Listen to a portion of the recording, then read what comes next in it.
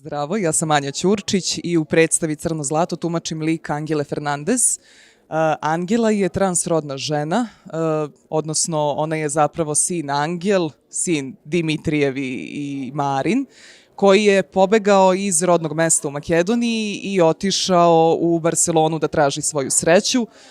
Tamo je izgradila novi identitet i sada po povratku nazad u svoje rodno mesto sukobljava se i sa sopstvenim identitetom, a i sa odnosima koji su nerazjašnjeni i koji su ostali tu sa tim njenim starim identitetom zajedno.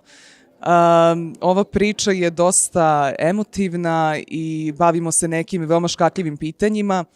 Pored tog veoma važnog te teme transrodnosti, bavimo se i temom porodice i porodičnih odnosa, što je nešto što i mene kao Anju Ćurčić pogađa i sa čim mogu dosta da se poistovetim.